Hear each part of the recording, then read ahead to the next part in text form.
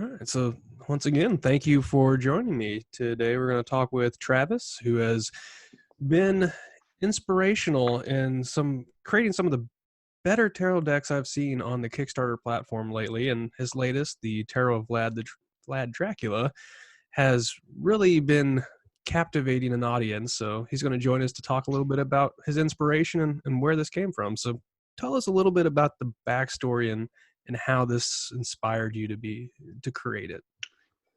Well, I started my journey through the tarot, as I like to call it, when I was about 13 years old. And that was quite a few years ago now. But I had read a book sort of for young adults called The Eyes of the Tarot. And it's about a girl who finds this tarot deck in her grandfather's attic. And it turns out to be sort of cursed. And the different tarot cards, those characters, come to her in her dreams, and she gets on an adventure and all this other stuff. And for me, the mystery behind the tarot, the fact that each of those characters has a backstory and the symbology on the cards, all that was very mysterious and very appealing to me as a 13-year-old. So I got a tarot deck from a catalog. We didn't have the internet back then, and from getting that very first deck, I sort of wanted to learn everything I could about it and study it. And at the same time, I was afraid of it because I didn't understand magic. I didn't understand the occult. And the mysteries of the tarot made me a little bit afraid.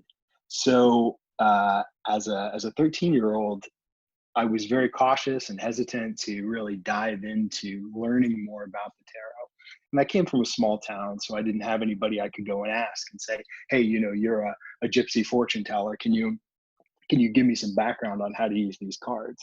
So I kind of put the deck aside for many years, and I joined the Navy when I was older, and sort of went through my life. And in 2013, so what's that, 20 years later, I was going through a life change. I was in the middle of getting a divorce and thinking about changing my career. And I decided I wanted to learn a new skill. And the skill I ended up choosing was how to read tarot cards. So I had to go buy another deck because I'd since lost that original deck, and spent a few months really diving into how to read tarot cards and the symbology and the history of it. And from that point forward, I thought I need to make my own deck. I like the Rider Waite Tarot, but I wanted to create something that resonated with me on a personal level. And so 2017, my initial idea was to create a tarot deck based on the work of Hieronymus Bosch. The painting that he's got, his most famous one is the Garden of Earthly Delights, and several different depictions of heaven and hell and things like that. And I thought, this is my favorite artist, and his artwork is so intense that this would make a great tarot deck. And I sat down and tried to start working with the paintings. And of course, very, very difficult to pull those images out and make anything intelligible of them. So I ended up looking at the Infernal Dictionary and the old etchings of demons. And I thought, the Goetta, it's just something clicked in my head. The 72 demons of the Goetta, that's what I should do a tarot deck on. So the first thing I had to do was really brush up on the Goetta, on the history of it. What's the original source for these 72 demons? Where did this magical system come from? And so I went back to the old Latin texts, and even the Hebrew texts before that, and the Greek, and tried to really get to the source academically of these 72 spirits. And once I had done that and really did the time, put in the time and did my homework, then I was able to say, okay, I can line up each demon with a tarot card and add in some additional high princes of hell or grand princes of hell to round out the deck to make 78 cards. So I made that in 2017. Took me a few months to do all that, graphic design work and the intellectual side of it, actually lining up each demon with a particular tarot card. And when it was finished, I printed off one copy of the deck and I kept it for myself, and that was it. I said, okay, I got what I wanted, and did a few readings with the deck just to play with it, see how it worked. And there was an energy in that deck, and it's not negative or positive, it's just there. And then about a year after that, I lost my job. I had just quit one of my jobs and then got fired from the job that I went to after quitting. And it was, I knew it was going to happen, and it was a very good thing because I wanted to go off on my own and start my own path. So I didn't really know what I was going to do to actually earn money. And a friend of mine happened to work with as a Kickstarter advisor. That's what he sort of did as his side hustle. And he said, "Do you have any ideas to launch a Kickstarter or crowdfunding campaign?" And I said, I designed this deck of tarot cards last year. I don't know if anybody would buy it though. So I took pictures of it and sent him the pictures. And he said, "You will make a fortune if you put this on Kickstarter." So I said, "Hey, I got nothing else to do with my time. Let's roll the dice and see how it goes." So, I launched that first deck, which was the Demon Possessed Tarot, and it was hugely successful. I was not prepared for how successful it was, really. And so that's sort of how I got started in designing my own tarot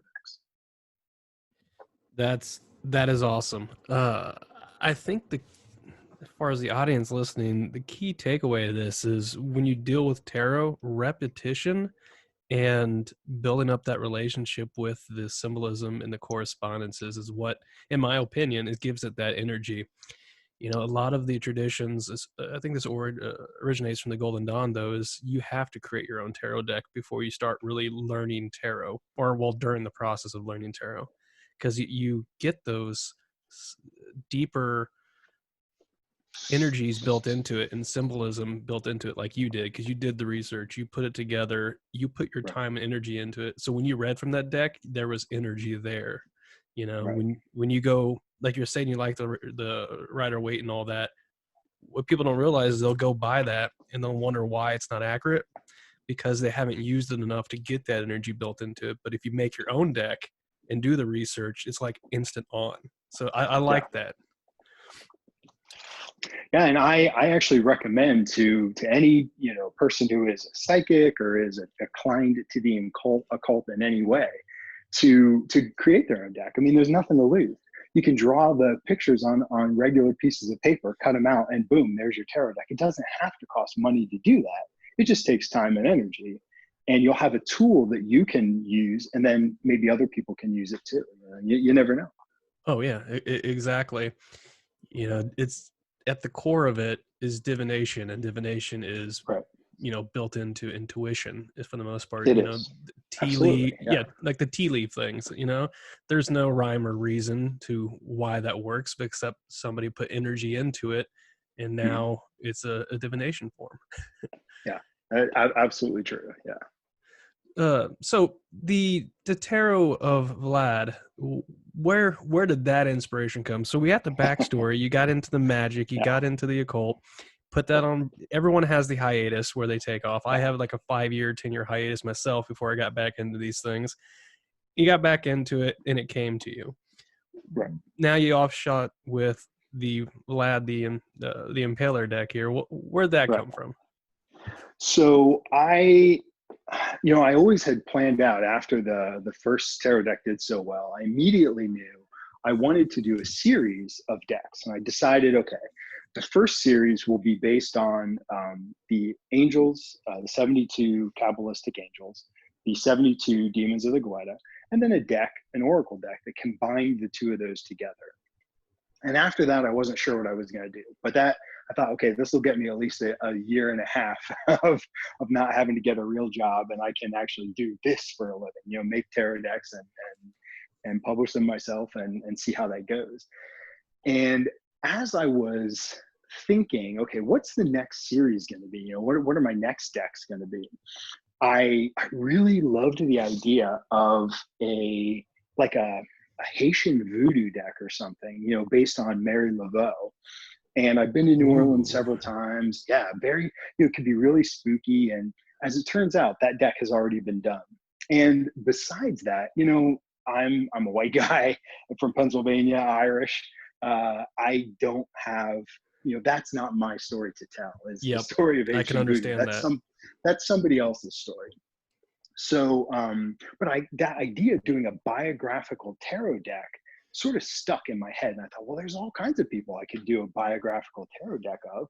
So I just by chance happened to reread a copy of the Dracula biography by Radu Floresco and McNally. I can't remember what his first name is, but I had read that when I was a kid, and I read it again as an adult, and I thought, this is it.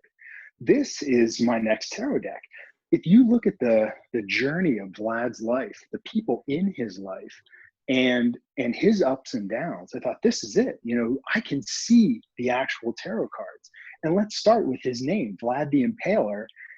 I mean, what does that bring to mind? The bodies on the stakes. Well, boom, right there's your wands cards. I got all those covered, and you've got, like, he dealt with the Pope, he dealt with the Emperor, he dealt with the Sultan. These are all cards that are in the tarot. He himself was the hermit when he was in prison. So, so it just seemed really natural. And I got a fantastic artist in Russia, Nikita Vuimin, who had done some work for me on my previous tarot decks with the angels and the demons. He had done some original artwork for me. And so I contacted him. I said, hey, listen, I got a big project. Could you do 78 woodcuts of Vlad the Impaler's life?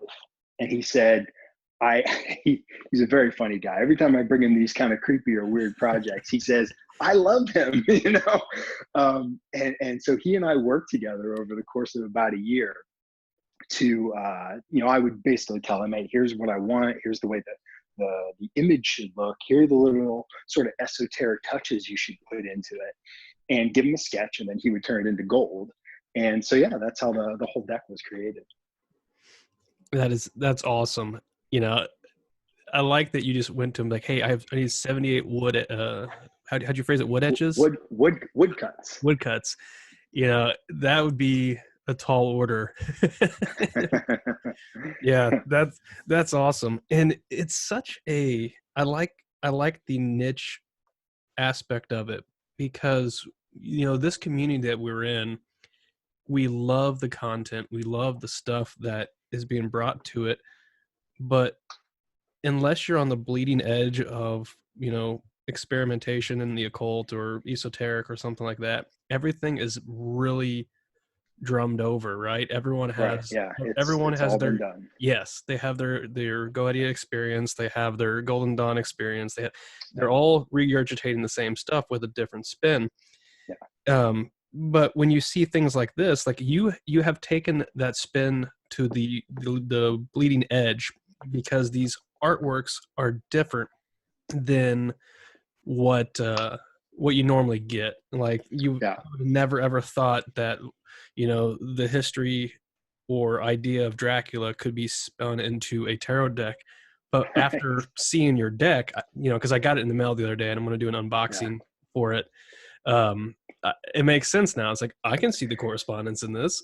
It's funny. You look at it now and you think, well, this is the way it could have always been like this. Some artist in the 1400s, this could have been the original idea for tarot images.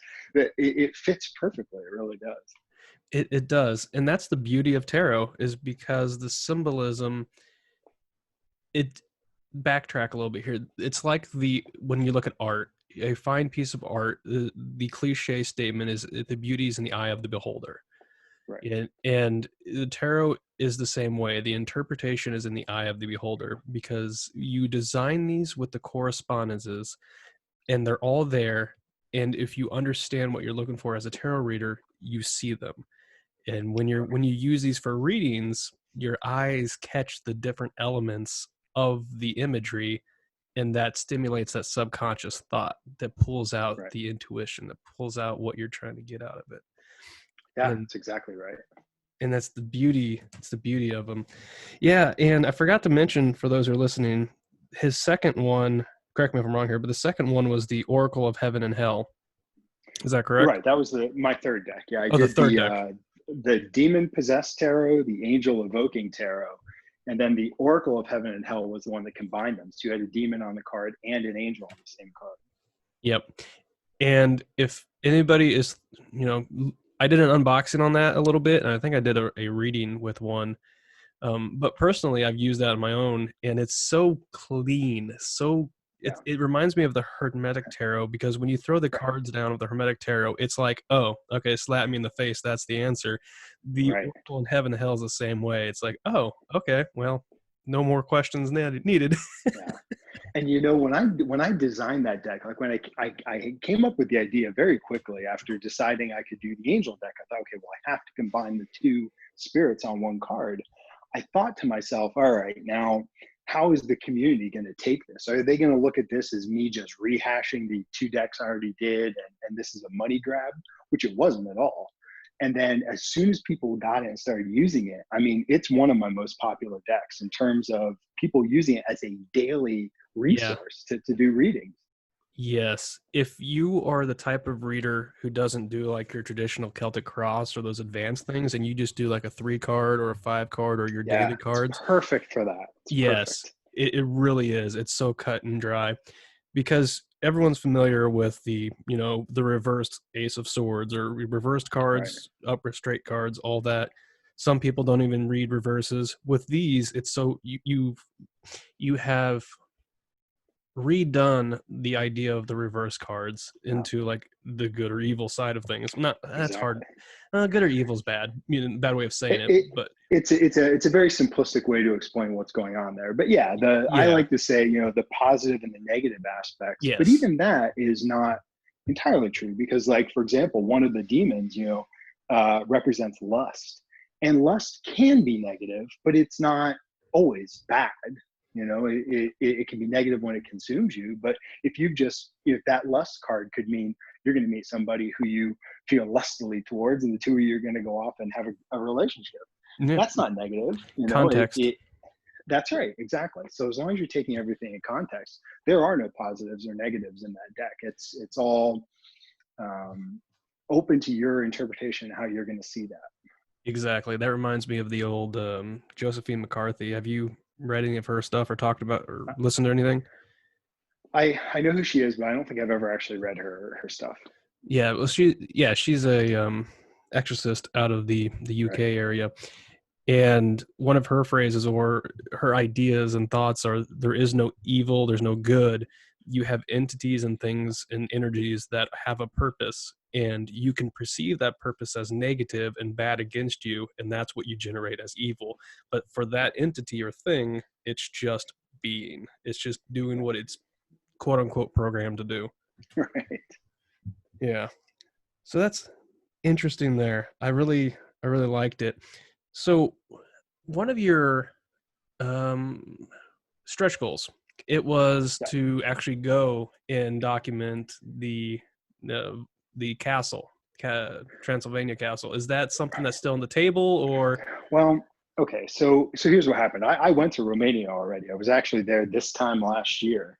I spent a week in Romania on my own. Just rented a car and toured the entire countryside on my own, with my own sort of ideas of where I wanted to go. And I went to Poneri Castle. So Poneri Castle sits right on the border. It's up on a very tall mountain. It sits right on the border between the old Wallachia and the old Transylvania.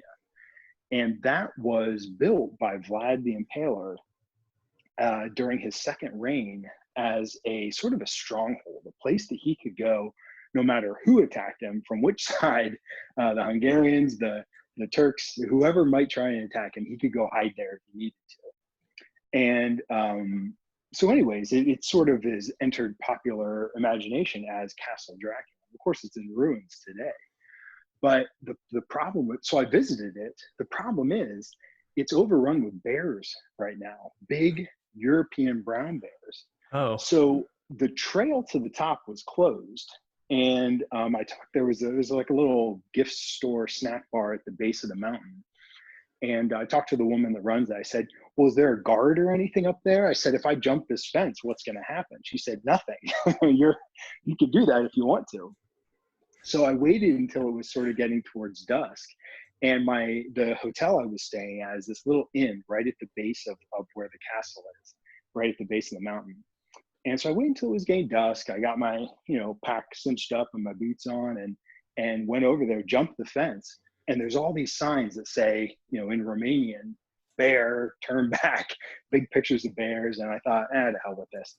So I'm hiking up the hill, and I get maybe, I don't know, less than a quarter of a mile up that mountain. And there's a bear right in the trail. And it's not a Oh, small one, it's a big one. So, and it's a brown bear, with a big hump, just like a grizzly has. And I thought, I know better than to try and mess with this. So I decided, all right, I can't visit the actual castle this trip, I guess. So I tried to walk around the base of the mountain, because that's where Dracula's wife threw herself out of the tower and died in the river below, because the Turks were about to invade and she didn't want to get captured by them. So I wanted to walk around the base of the mountain to try and see, can I find that spot where maybe she, flung herself in. And I cool. came up against another bear. And now this one was even bigger than the first one.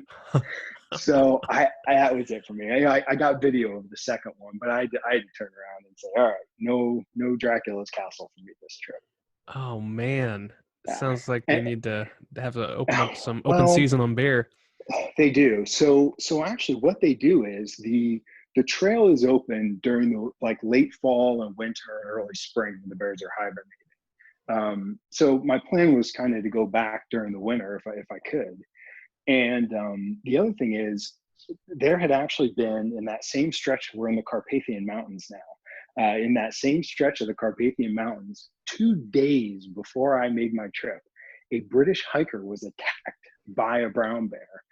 And he wasn't killed, he was hurt, but his girlfriend started hitting the bear with her bag, and he was fighting off the bear, and the bear went away. But he was 2 days before, right in that same stretch of mountain, someone had been attacked. So I was very smart for not going forward and trying to be the hero. Yeah, yeah, I would definitely say because we may not have this tarot deck if you did. That is correct. That's correct. Yeah, that's awesome. That's on my bucket list as well to go see the castle and everything. Yeah, And when I first started my channel here, These Tech Scholar, I wanted to travel and document these places, but I have took a little hiatus on that aspect of it just because I feel like it's been overdone a little too much now with your Ghost Adventurers and all these other shows and yeah, that really hit these hot spots. So yeah. until I can come up with a list of places that no one knows about and Right. document those, that might be a future goal for me. But I'd still love to, just personally, I would love to go there and see it. So much Yeah, history. it was a goal along with seeing the pyramids. That was on my list for this year, but I had to push that trip because of the stupid COVID lockdown. Oh yeah. Yeah, the pyramids and Dracula's castle, those are like two of my life bucket lists. And at Yes. least I got to see the castle and sleep, relatively close to it. That's something. Yep. I wanted to go to the pyramids as well.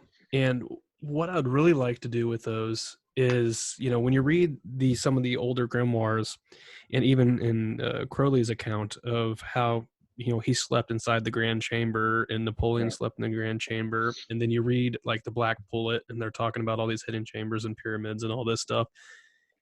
That's something I wanted to do as well. Is like go sleep inside the Grand Yeah. Chamber, and you can do it. I found out you can. It costs a lot of money, and you have to like get all these different permits and political loopholes. But that was my big thing is I wanted to do. What was your idea of seeing the pyramids and everything? What else did you find fascinating about that? So for me in Egypt, there really are three things that I desperately want to do. The first one is yeah, just to see the pyramids, to go up and touch them. I've been in Egypt freak since I was a little kid, and that just seeing them in person would be the fulfillment of a goal.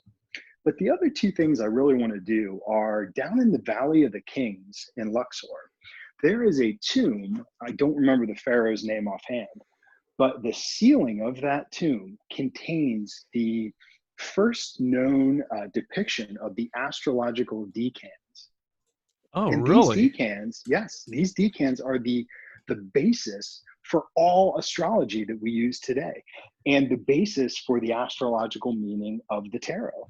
So to see that and to really study it in person, and of course I don't read hieroglyphics or anything like that, but just the opportunity to see it and study it would for me be a humongous leap forward, I feel, in my understanding of the occult. Yes. And that you have to get special permission to even get into it, because the tomb was being restored for a while, and I think the political upheaval, they decided to cease the restoration work. They just closed it off basically. So you do have to get permission to go into it, but yeah, that's something I would want to do. And then the other big thing is in the western part of Egypt, there's a town called Siwa, the Siwa Oasis, and there used to be a temple there. And that when Alexander the Great conquered Egypt, he went to the Siwa Oasis and the temple there, and he kneeled down and he asked the oracle, am I going to be the ruler of the world? And am I going to be the son of God, or am I the son of God? Those were his two questions. And whatever the oracle answered, Alexander never told anybody what the oracle said. But he walked out, gave an enormous donation to the priests of the temple, and then went on and conquered the damn world. So that temple is still there today. It's in ruins, but you can actually go and kneel in the exact spot that Alexander the Great kneeled in, 2,000 years ago. That is And awesome. the opportunity to do that is worth it's a very dangerous trip. Siwa itself is safe, but the journey across the desert from Cairo all the way out to the western part is extremely dangerous. And so you have to go on an organized tour. You can't just do it yourself. I mean, you can, but you'll probably be kidnapped and murdered. Yeah, that was what I was going to ask you. Is it Yeah. environmentally dangerous, or is it um, uh, No, it's organizationally politically dangerous? dangerous. Yeah, Politically dangerous. There we go. organizational, yes, Yeah, yeah. and bandits and all that kind of thing are out there. So the city itself is safe, but the journey to get out there, you've got to go in an organized group, or you're going to get in trouble. That sounds like my kind of adventure. Yeah, yeah. Oh yes, that is awesome. Uh, I like it. I have never heard about that, and I'm taking some notes because I'm going to um investigate that a little bit because Yeah, it's a that fascinating story. Really fascinating.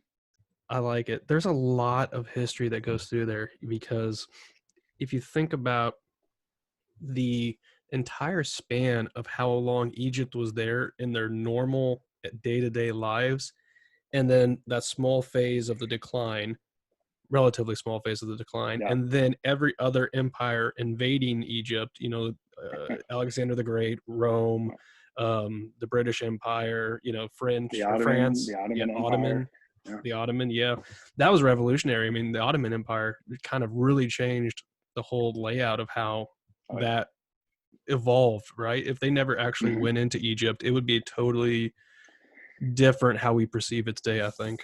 Yeah. Yeah. I think so too. Yeah. Yeah. The what's I like that the first known astrological mural is inside that tomb you were talking about. Yeah. It, Yep. yeah, because I've been studying. I'm putting together kind of like a planetary magic course, kind of like a Hmm. historical aspect of it from Syria until now, how we Right. evolved the archetype and correspondences to what we have. So having that as a reference to investigate, I think that would interest me because Egypt played a crucial role in how we see the heavens and how Right. we use astrology for predictive measures and what have you. And there's always that toss up between what came first, Egypt or Syria. Now, obviously, we know Right. categorically, Syria was the birthplace of civilization, but Right.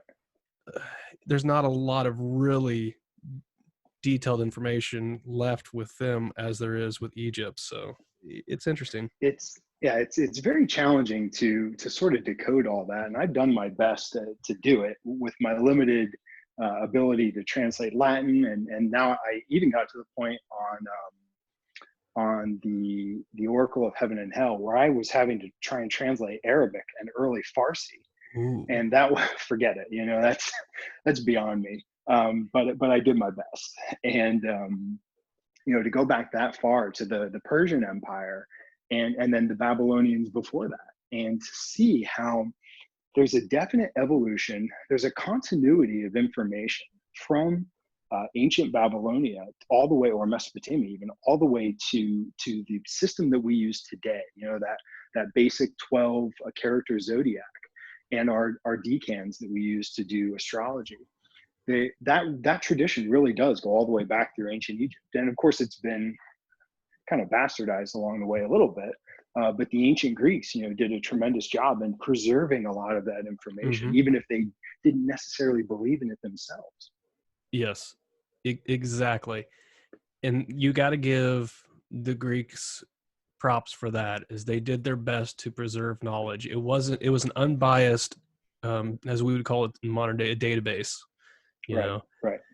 and Chris Brennan does a really good job in his Hellenistic astrology, documenting all that and bringing that to light. And then you have your Greco-Egyptian magic that is kind of a combination of Egyptian, magic with the Greek philosophy behind it.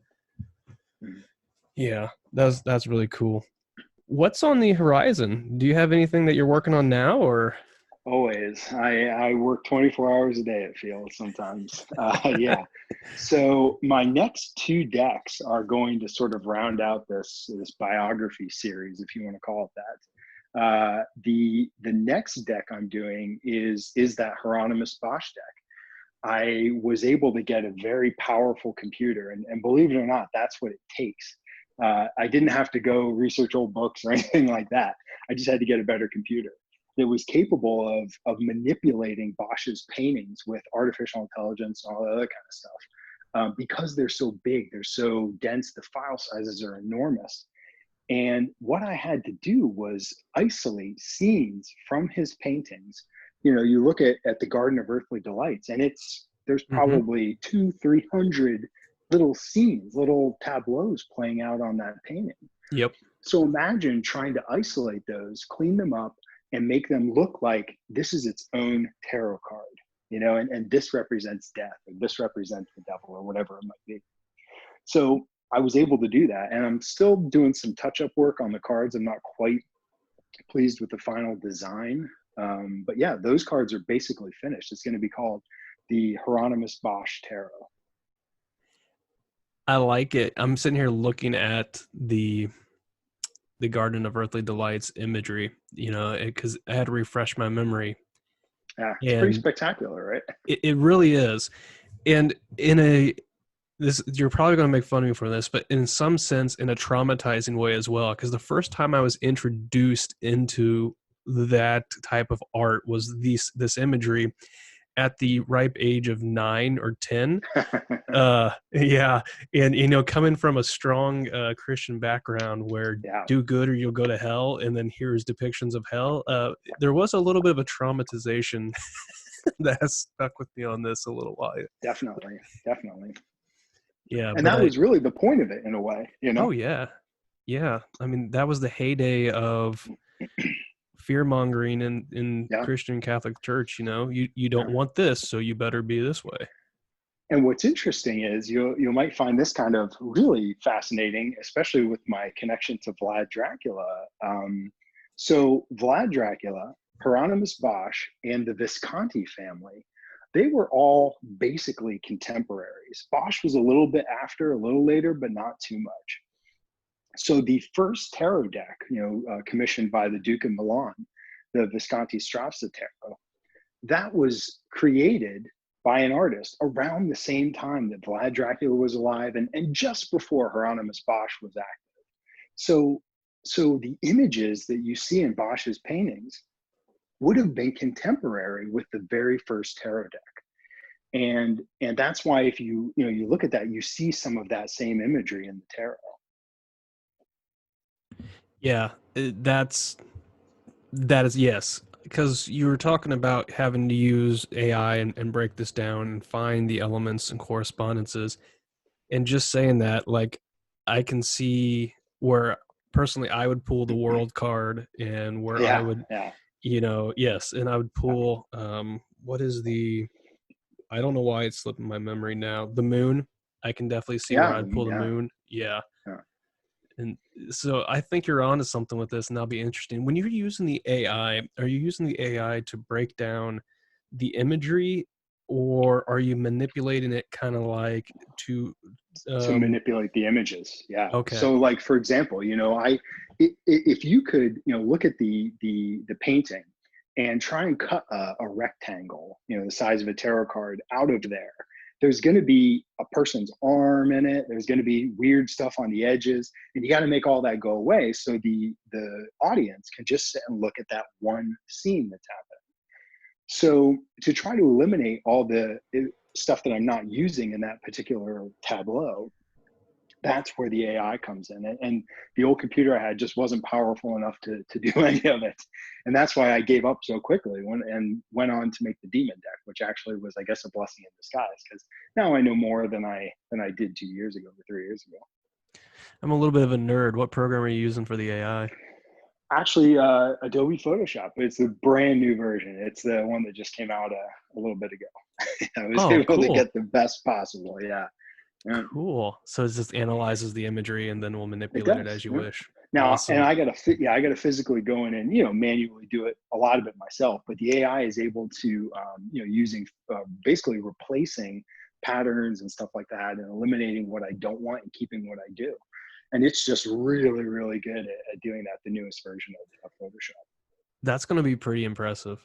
I'm going to Yeah, have to keep an it's eye a out for that one. very cool deck. Yeah, it's a very cool deck. I think I'm gonna end up releasing it like mid-August is the plan right now. Are you consulting any astrology for that release timing? I'm not. No, I would. no. Okay. I'm just gonna throw that out there. I don't know. You dig into Okay. that Is stuff. it? Uh, Oh, yeah, of course. But is uh, it Mercury retrograde again or something like that? no, it's just early August to, well, August just looks bad for a lot of Right. things, and so maybe a launch would probably not be. You do you, and always you me advising you is not nothing, Right. because you need to do your astrology because it may work great Right. for you. I don't know, but Right. there's just some bad weather happening around that period of Yeah. time.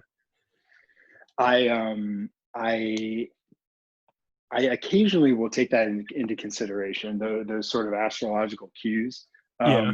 I have found in the past, whatever, 2 years now I've been doing this, February 14th or February 15th and August 14th or 15th tend to be good days. But actually, I released the Demon Possessed Tarot in September. I think it was September 15th or somewhere, or September 9th, maybe something like that.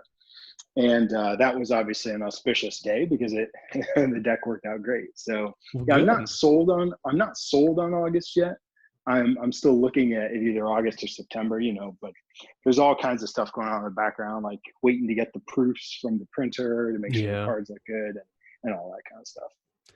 Yeah, there's a lot of work you put into it, and that's why I try to support, quality work like you're doing and other Kickstarters are doing, because you know everyone sees that big, 1,000 backers and Right. $50,000. He's a rich man. It's like, no, Yeah. there's 3/4, if not more, of that's probably into Right. expenses and outsourcing and Yeah. advertising or what have you. There's a And business shipping, to you it. have no idea how much shipping costs. And I Oh offer yeah, international shipping. So yeah, shipping exactly.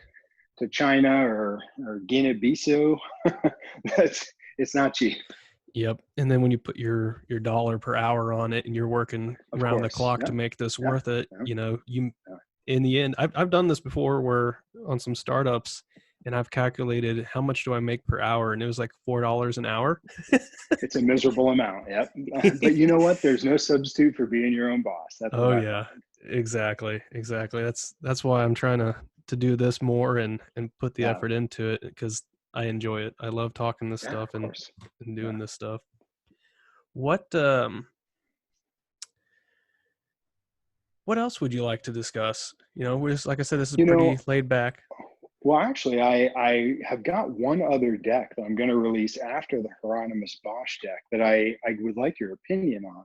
Okay. I haven't really asked too many people about this concept yet because I'm going to do it whether I think it'll be successful or not. Just it's a passion project. So I had an idea for a deck, and the deck is almost finished, by the way. It's called Magicians, Martyrs, and Madmen. Now, that's the name of a fictional book in Ghostbusters 2. Remember, they've got Vigo the Carpathian, the big Uh-huh. haunted painting. And I think I know where you're going with this. Yeah. Egon just mentions that according to the book Magicians, Martyrs, and Madmen, Vigo was blah blah blah, and it's like a biographical reference, an encyclopedia of people throughout history. And I always thought, even when I was a kid, like that'd be such a cool book to have: Magicians, Martyrs, and Madmen. And so I'm writing it as a book, but also as a tarot deck. And so I have an artist in Venezuela who's done original paintings of all these people throughout history. Now, they're not all evil, they're not all notorious. They are magicians, martyrs, and madmen, literally all three. And I've assigned, each one to a tarot card based on either what their particular, peculiarity was. Like, for example, this is an easy one. Jack the Ripper is death. But the high priestess is Mary Laveau, and the King of Swords is Richard III. Tried to make it diverse and interesting, and so that's the deck. It's going to have a book that goes with it. It's sort of an encyclopedic biographical work that goes with it. I love it. And I was going to tell you that you should probably look into doing like a cult figures of history tarot. So like, yes, Right. that's your idea pretty much. Yeah. Oh, that, and actually, yeah, everybody's in there. I mean, any occult figure you can think of from the past is going to be in there. Aleister Crowley is actually the World card, and the Marquis de Sade Oh, is the Sun. Yeah, yeah, that's a good. yeah. Oh, because Right. see, I was gonna play the alternate, like you got to be careful who you play as a magician. And it's like if you put Hey, Crowley in there, believe me, I know. you're gonna mess some people Right. up. But then when you say Crowley's gonna be the world card, like that, I don't see a better Yeah, spot for right, him. right. He's absolutely perfect in that because he could conceivably be almost any card in the major arcana, right? Yeah, But that's and the world encompasses all of the major arcana. yeah, So I think he's perfect for it. yeah. My only criteria for inclusion in the deck was it had to be somebody who's been dead for a while because I don't want to get sued by their heirs, for personality rights or anything like that. Yeah. And if they were a murderer, they couldn't have any victims or relatives of victims who were still alive. So, there's no concentration camp guards or anybody like, Yeah. Paul Bundy. No one like that is in the deck. No modern murderers. It's all people from history. Yes, and I think that's a wise idea, Yeah, because we live in very turbulent times where a lot of people are yeah. working with these emotions and these energies, and that may No, not go right. So I think and that's a good and idea. I wouldn't want someone to feel like I'm trying to profit off of a tragedy, Yeah. because it's not a negative deck at all. It's not a deck filled with tragedy.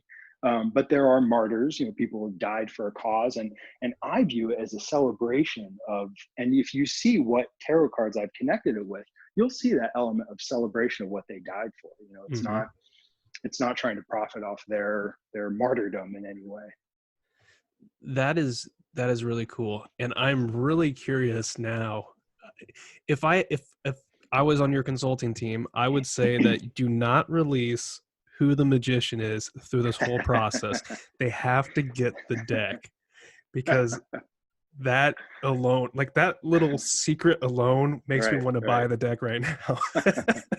I will tell you, the magician was one of the first cards I came up with, and I personally think I could not have picked a better person for that card. Really, I think any person that sees it, and they'll see their other beloved occultists spread throughout the deck, so they won't feel like, oh, my favorite guy isn't in there, like a pack of trading cards or something. I think everybody will appreciate who I chose for that card. I'm gonna start a betting pool to see Okay. who's gonna be the magician. I really like that idea. Yeah, I'm glad you brought that up because that's something I would like to see. That's something that I was actually going to come to you with, like, hey, what about this idea? You should do this, Yeah. because I'll never be able to get to that, and you're already way ahead on it, It's apparently. already done. Actually, Yeah. the deck, I think I've got about 6 or 8 more cards that I'm waiting for the artist to finish painting. And once she's done with those, the deck is finished. I just got to finish writing the book. Nice. I like that. How do you? I'm not good on outsourcing, and that's something I need to improve on with some of my projects. How do you find your artists? How do you find your people? So it started as a process of trial and error. And I'll tell you, once you find somebody who's good, you sink into them with both hooks and you don't let them go. Um, it's definitely trial and error, and you have to have the ability to look at something and say, "Oh, this is shit. Yeah, I'm not going to accept this." And that's an artist who you just don't work with anymore. So Fiverr is actually a really great source for finding art and people who are willing to do custom work. And you have to be willing. Believe me, I'm not paying $5 a piece for these artworks. Unfortunately, they are much more expensive than that. But it's a good source to try to find someone who can do custom work. And so that's actually where I do most of my outsourcing for original art. And then I don't know. I've just been lucky when it comes to finding other people. I have a bookbinder here in LA. He's not a bookbinder by trade. He's actually a tailor by trade. And I trained him on how to bind books. So he has bound all of my hand bound books for my various tarot projects. And I mean, I met him at a party like 3 years ago, and he just happened to need a job. And I just kept him in the back of my mind. I thought, if I ever need someone who sews, who needs some work, can I help him out? And got lucky. The person who makes the covers, the hardwood covers for the Grimoire of Heaven and Hell, I was in a store in Venice Beach, and I happened to see a journal, a hand-bound journal on the shelf. And I pulled it out and I said, this cover, this is the cover. It's like a gilded metal wood cover. I said, this is what I want for my book. And I got the name of the person who made it. She happens to live down in Long Beach. And I called her up. I said, hey, can you do like 300 of these? And she said, that's a lot of work, but I'll do it. So, worked out a price, and the covers are absolutely beautiful. Anybody who sees them says, wow, this feels like an ancient magical text. It's completely legitimate. That's awesome. I could tell right now I'm going to have to put some money back to get the premium of the premium for the Magician's Tarot, Oh yeah, or however it's whatever it's you gonna call them. it's gonna be amazing. Yeah, it's gonna be great. Yep. And thank you for sharing kind of some of your backstory there and how you select people or how you found people. I had an idea I've been pondering, because with people's daily practices, you have a plethora of prayers and incenses, and depending on what you get into. And I was thinking about consolidating into a small altar book Right, of common prayers, and just right. styling it up and making it nice. And my idea was, it has to be easily read and easily held and foldable, right? So Yeah, the binding has to be able to be going to the back, so you're not awkwardly holding it. And those are my requirements for when I'm working on stuff. So right. I like that. So that's cool that you just found these people. Obviously, some of it's hard work. You've had your trial and error, but then some of them is kind of like the universe just helped you Yeah, get falls in to my it. lap. Yeah, and Yeah, I think that's because you have the intention and the effort. So many people have absolutely. intention but no effort. Right, right. That's very, very true. Yeah. You know, I have a lot of friends. I live in LA, so a lot of people come here with the dream to be a Hollywood star or that kind of thing. And I see so many of them with that dream, but absolutely no follow through. And they don't understand why it's just not happening for them. And some of that is luck. I mean, I came out here to be an actor too, and worked a lot, but never. I'm not Brad Pitt or anything like that. I never got over that hump where I could do it full time for a living. Yeah, And I look back at my life and say, those 7 years I spent as an actor, spent a lot of time screwing around too, and drinking at parties and stuff like that. And I mean, that's what Hollywood lulls you into. Let's have some fun. So, And then you convince so yourself that it was in the name of trying to that's network right. and find That's people. absolutely right. Hey, that you got it. Yeah, that's it. So with this, I learned that lesson. I had to go through those challenges to learn those lessons to say, hey man, if you want to be successful, no one is going to do this but you. You've got to put in the hard work and spend the long hours. And when other people are going out to party, I'm sitting on my couch working on, literally looking at Hieronymus Bosch paintings on like a molecular level to try to make sure the shade of the grass looks right. And that's not fun. But hey, You're man, right. that's the job. You're 100% right. And I want to say this to anyone who listens to it. It's not fun. It's not supposed to be fun. The end result is the fun, right? That's right. So when That's you right. see Yep. this beautiful picture that came from hours of looking at pixels to get the shades correctly, that is an alchemical process that makes this It just is. beautiful thing. That's why you have no fun at first, because all the fun comes in the end. That's absolutely right. Yep. Yep. It's a labor of love. That's right. Oh yeah, I'm with you on that. There's some projects that maybe in the future me and you will talk a little bit more about that. Yeah. I'm trying to digitize the occult world a little bit and Right. uh, basically using, I don't want to get too sophisticated, but like using, eventually it'll be AI, but right now using graph databases to map out Right. correspondences and relationships Mm. throughout different, like Mars is, Right. symbolizes this, and then how does that relate to Jupiter? And then you can have like 7 paths of Kevin Bacon to get there. That's Right. my little joke on Yeah. how it works, but Yeah. Yeah. but yeah, I think that's where we're going in the future is more refined artist and technological advancements to help cut down the legwork needed as well. I think those are the two Right. paths we're on. Right. And then as we're journeying down that pathway, the fun part of it will be, hey, I got on a plane, I flew to the ziggurat in Iraq, and I was walking around the temple and everything, and I found something no one had ever seen before. So the real life exploration that we had done, human beings have been doing for hundreds, if not thousands of years, that will become the fun thing again. It won't be it will be exceptional. I mean, it won't be so oh, you were digging around the desert, who cares? It'll be, wow, that was really exceptional that you went out and did that. Yeah, and it always, yes. How do I put this into words? What seems mundane at the time, you get on a plane, you go there, you're there. It's exceptionally awesome. It's brilliant and beautiful, but it's just you observing this. So you're like, oh, Right. this is cool. Right. But then 5 years down the road, when you look back at it, be like, damn, that was actually a lot cooler of an experience than I realized, because you start to Right. put it into perspective of other normal activities. Yeah. Yeah. And I think I'm going to sound like I'm ranting or going crazy, but I think that's the wrappings of magic in life, right?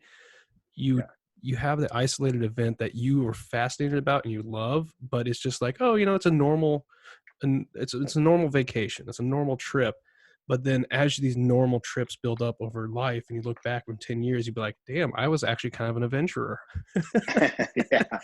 Yeah. I was actually just at a brunch yesterday with some friends, and this guy said he was asking me about Area 51, and I said, well, I've been there, and I had not even thought about it in so long. I mean, it was what, 2011 or 2010 that I went there.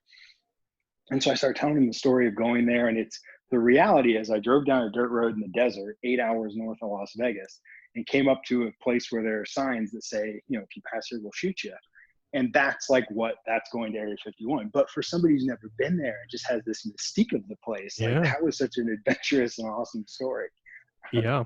No, yes. I've had those events where when I try to explain what happened, I'm like, man, they're going to think this is so boring. But then they're like, man, that was cool. It's like, oh, okay. Yeah. Thank you. Yeah. It's beautiful how that works out. And I often contemplate what the future of tourism and travel is to these places. because I started this channel because I wanted to dive into things that people look at things from a different angle that people aren't talking about, and just bring up topics that is not regurgitated nonsense. Right. And when I look at mass tourism, I see that a lot, like just herds of people going into the pyramids, Yeah. herds of people Yeah. going to the Aztec pyramids. Yeah. And it scares me because I think it, and I'm wrong. If I'm wrong, I want people to tell me I'm wrong, because I love the mysticism or the magic of these places. But I think it dulls it down when Yeah, it's it really so does. accessible. Yeah. I think there's I'll tell you, I have a great story about that. It was 2018, and I was in Paris, and I went to the Louvre and saw the Mona Lisa, and it was a shit show. It really was. Hundreds of people in this room, and the Mona Lisa's there, and all of them are taking selfies of themselves with the Mona Lisa in the background. And I thought, I mean, I almost, a murderous rage came over me. I just wanted to get a machine gun and gun all these idiots down. And but I took advantage of the situation. I was able to maneuver my way up right to the front of where the yeah. sort of police tape is, where they don't want you to pass. Mm-hmm. And I was like 20 feet away from the Mona Lisa. And I was able to stand there uninterrupted and You just stare at appreciated it. it. Yeah. All this chaos is going on behind me. And I thought, you people are idiots. This is the experience. This is the moment you're supposed to have. And it's a magnificent artwork. I mean, there's a reason it's so famous, So your point is extremely valid. I fear going to the pyramids because I don't want that experience to be ruined for me. But who knows? Try and go in the off season. I guess that's the answer right now. The question, I guess, then becomes if there's any tourist like agents or people who actually do these guided tours, take this into consideration. What can we do to make each experience magical for that person that's visiting it, that he doesn't feel like he's just lost in the crowd of people and being pushed through the hallways? I think if we can find out how to bring the magic to the experience back, we'd Yeah. be. And actually, you know what? Maybe that's the book that we need to write, is a guide to Yeah. making perhaps we put it on the individual, like I did, to say, okay, I'm going to weasel my way up to the front here. And to put it, to give individual travelers a guide. Here's how you can make these experiences more magical for yourself. And that's it. I think we're onto something. That's Yeah. it. We have to travel the world and find these little caveats of how to Yeah. make these things magical. Really, really special. Yeah. Booking my plane ticket now. No, I'm just kidding. Perfect. Well, don't book it now because everything's closed. You won't be able to travel outside That's the true. US too much. That's true. We were making the joke the other night that while plane tickets are cheap, we need to buy something for next year's vacation. I'll tell you what, I bought right when all this happened, I bought a ticket to Madrid because I had to go to the Prado Museum. That's where Hieronymus Bosch's paintings are. And I was supposed to have left a couple days ago. I had to cancel the trip, obviously, because you can travel to Spain, but a whole lot's not open right now. And you have to spend 2 weeks in quarantine and then 2 weeks in quarantine when you come back to the US. So I would have had to spend a month in quarantine in order to spend a couple of hours in a museum looking at some paintings. Didn't really seem like it was worth it. So no, that trip has been postponed, unfortunately. I'm really hoping we break out of our shell this year, and next year is just a beautiful butterfly of a year.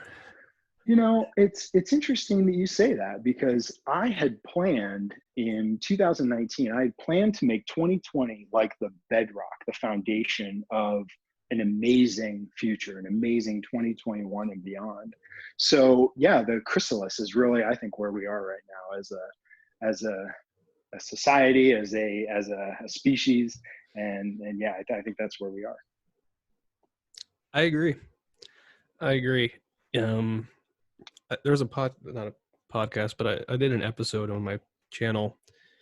I've been doing work with Saturn, and long story short, that was pretty much what Cassiel and Saturn energies Mhm. told me was, hey, it sucks. It's going to suck. I'm not going to help you get through it. You're going to get through it. And when you get through it, it's going to be better. that's Yeah. that's pretty much what the energy was. And I'm like, oh well, Yeah. okay. We'll just have to do what we can to get through this. Yeah.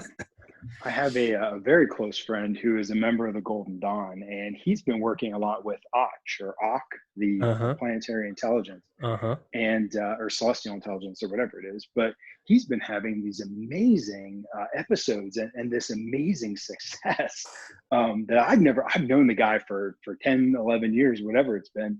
And, he's always just sort of gotten by in life and enjoyed himself, but never really had like great success. And all of a sudden, he's got a Mercedes and a BMW.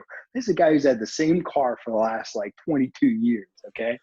And one day he shows up in two brand new cars. I thought, what is this? He said, well, I've been working with Och. And okay, I guess those work. Ironically, I am staring at my planetary intelligence altars asking why are they not doing that for me? hey, good things come in time. Yeah. Everyone's got their own Oh, time. I wish I had the kind of success I experience now. If I had that when I was 18 or 19, I wouldn't have known what to do with it. I would have been squandered. oh yeah. And as I always say, those everybody sees my success. They don't see the failures. Yeah. The auditions that I went to that I didn't get cast in, or the manuscripts I sent out to publishers and they rejected without really even reading them. And all those failures, you just keep trying. You keep pushing until you get that thing that clicks that you're actually a success at. Yeah. I think I don't know the author of the quote or anything, but one of the common traits between billionaires is obsessive persistence. Yeah, Like they don't take no. It's like, okay, I'll find another way. Okay, I'll find another right. way. And they just keep going for it. Yeah, that's absolutely right. You know. Man, it was good talking to you. I really like Hey. the tangents that we went on. I think it made for a really good conversation, and it was just perfect synchronicity for all of Yeah, that. Like it just really flowed well. fantastic. Yeah, synchronicity. You can have me on your show another time. We can talk about that. All I right, got a whole system on that. I'm gonna hold it to you because we're gonna talk about your other cards when they start to release too. So, Fantastic. Sounds good. all righty, you have a great evening, and I will talk to you later. Thank you very much, Travis.